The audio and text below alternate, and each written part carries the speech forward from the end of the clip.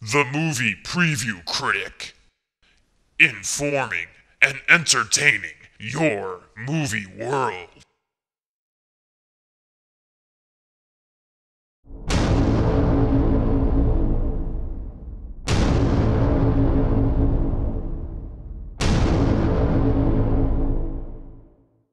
There exists a card more powerful than the Amex Black, and even rarer than the American Airlines 10 million mile frequent flyer. Officially referred to as the Carte Blanche, it has been nicknamed the do whatever the you want card. It's blank, with only a barcode. What does a filmmaker have to do to be worthy of this privilege? A filmmaker's movies have to make a load of money, or, in rarer instances, their films have to be nominated for and win major awards. And that's why we're here to analyze Inception, because this is Christopher Nolan's do whatever the you want movie. The Dark Knight made over $1 billion worldwide, garnered critical acclaim, and an Oscar for Heath Ledger's instant classic performance as the Joker. But most importantly for Warner Brothers, there is a huge, hungry, ravenous audience with wallets and purses open, ready, screaming, and dreaming to pay for the next Batman movie. He's got Warner Brothers by the box office balls, and for that, he was given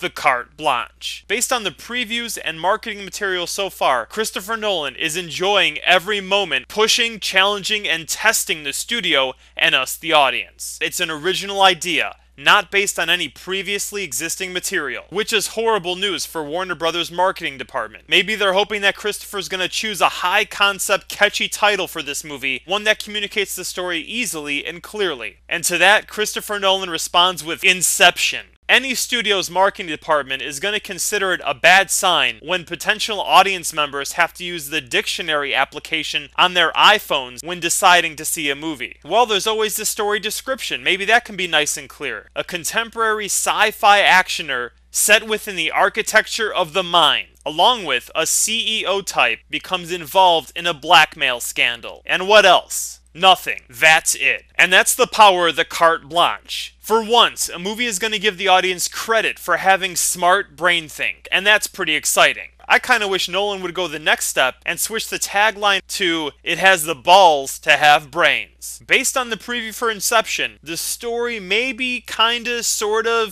goes something like this. Leonardo DiCaprio, who plays Cobb, a CEO of some kind of business which has the technology to go inside the human mind. This is hinted at in this moment, where DiCaprio seems to be giving Ellen Page some sort of how-to when navigating the dream thought world that they're in. Never recreate from your memory, always imagine new places. This all takes place in Act 1. Maybe she's interviewing for a job with this company. Then an inciting incident occurs which sets the story in motion. While this information isn't provided in the preview, I have found bits and pieces over the internet, and it basically boils down to Ken Watanabe playing a character named Sato who blackmails Cobb. Since Cobb can enter people's mind, Sato wants Cobb to steal some kind of idea from somebody. Which is why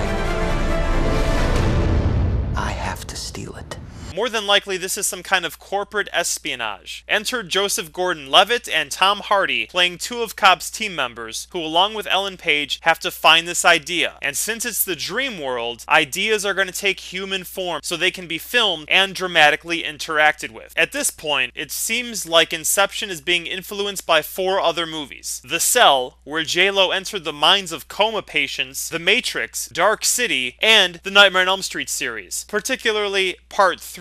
Really the first in that franchise to explore the idea of the dreamers taking control. And because this is Christopher Nolan, expect some interesting dramatic twists. Possibly that Cobb, not wanting to be forced to do something against his will, gets active and decides to go inside of Sato's mind and steal the idea of blackmailing Cobb. Or maybe just stealing the blackmail information. And if this is a well-written, dramatic script with a lot of conflict, it won't be easy for Cobb. So look for one or all of his associates to double-cross him, to be working for Sato. Here it looks like Joseph Gordon-Levitt and Tom Hardy have captured Cobb. Give him the kick!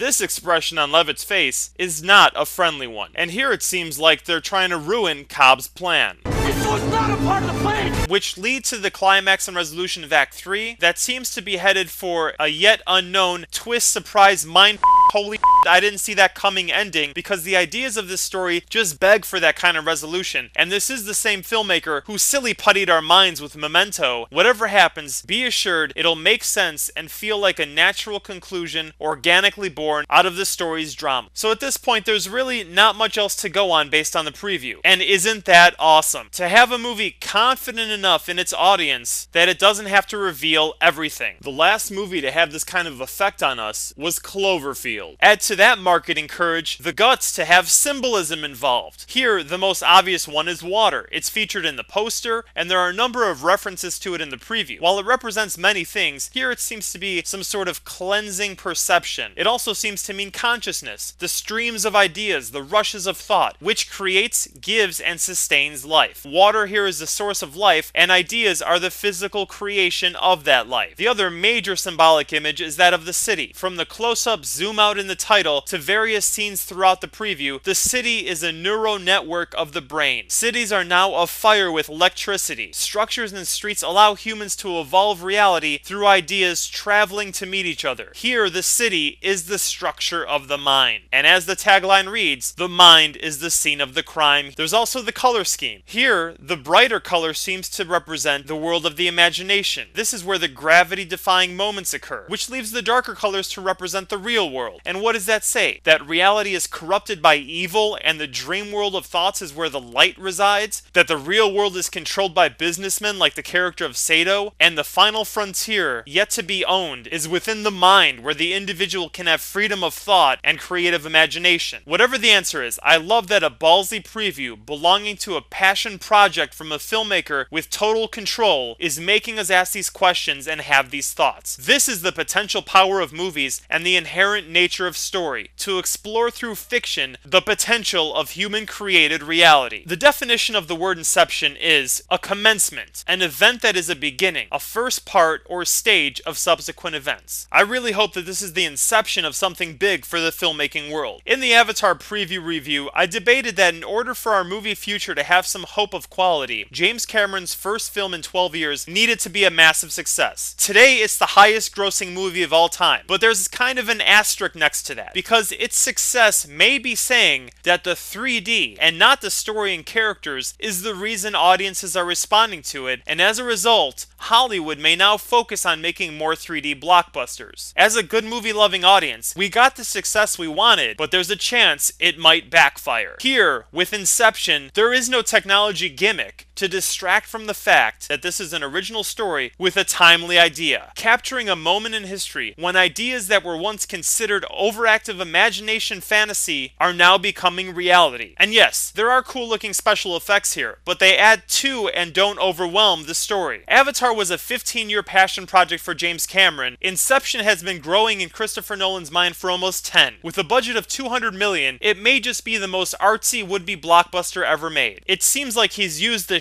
out of the carte blanche privileges he's earned. Now, we have to support him for that. Inception is the most important movie of 2010. If it's a hit, there will be no excuses for executives. The story and ideas are the stars here. They'll either take the credit for the success or be blamed for the failure. So the box office number to shoot for is $300 million domestically, with a $60 million opening weekend and a worldwide total of $800 million. If we don't get the word out to other good movie lovers and motivate the 25 to 45-year-old demographic it seems made for, as well as inspire and challenge the 13 to 25 demographic to want more than just lazy action movies like Salt, Inception might be swallowed up and make only $20 million opening weekend with a $100 million US take and a $300 million worldwide gross, barely breaking even instead of breaking boundaries. While some of the past films that resulted from carte blanche privilege aren't necessarily the greatest movies ever, it's undeniable that all of them are passionately made, definitely unique, and absolutely reside outside of the safe, cliche, predictable filmmaking color within the lines borders Hollywood prefers their filmmakers to obey. These passion projects usually don't make a load of money, but more importantly, they do end up affecting us and staying with us. If Inception is a huge box office success, then this could be the beginning of the end of the movie apocalypse. Victor Hugo once said, "There's nothing more powerful than an idea whose time has come." come. The time for movie change is now, and the power to create that change is in each one of us. This brave, creative movie is the vehicle for that change to ride on to the good movie promised land, where 3D means the dimension of characters on screen, not triple D profits. The movie preview critic rates Inception beyond worthy of big screen viewing. See it as a midnight show on IMAX, because holy it's actually an original idea, because it's created by the power of the Carte Blanche, and it makes you say holy that looks awesome. It has the power to inspire, pushes boundaries. You'll see it because you like the director and actors, and it's the ultimate example of movie hope. So until next time, choose your movies wisely, because StoryCorp gives us more of what we pay for. And as always, long live good movies.